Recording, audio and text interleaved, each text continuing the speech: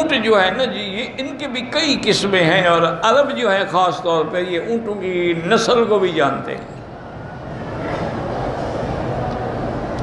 اسی لیے قرآن نے اونٹ کی مثال دی ہے کہ افلا ينظرون الى الابل کیف خلقت۔ وجہ کیا تھی کہ اونٹ کو مکے والے سمجھتے تھے۔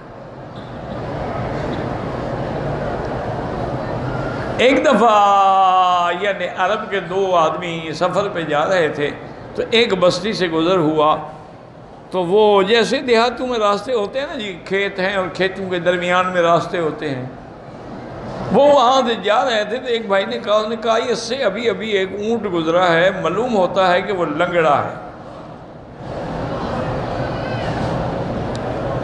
دوسرے بھائی نے کہا کہ بھائی صرف لنگڑا نہیں، معلوم ہوتا ہے وہ کانا ہے، آنکھ بھی اس کی ایک ہے۔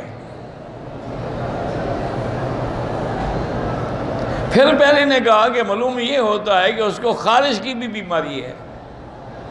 وہ مالک شاید کہیں بیچارہ بیٹھا ہوا گھاس کاٹ رہا تھا، اس نے سنا تو وہ بھاگ کے آ گیا، اور نے کہا وہ اونٹ میرا ہے، ٹھیک بات ہے کہ وہ لنگڑا بھی ہے، کانا بھی ہے، اس کو خارش بھی ہے، تم لوگوں نے آج تک دیکھا ہی نہیں میرا اونٹ، تمہیں کیسے پتا ہے؟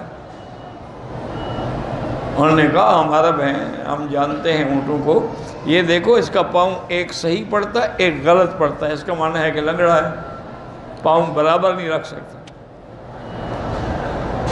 اور ایک طرف کا گھاس اس نے کھایا ہے، دوسری طرف کے گھاس کو اس نے دیکھا ہی نہیں، تو معلوم ہوا کہ اس کی آنکھ ایک ہے، دوسری طرف گھاس اس کو نظر ہی نہیں آتا بدبخت کو۔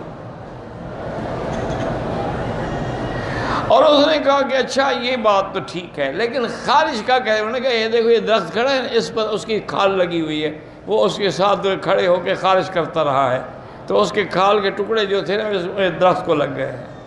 انہوں نے کہا کہ بالکل واقعی میرا اونٹ ہے، اور آپ نے جو کہا ہے وہ سچ کہا۔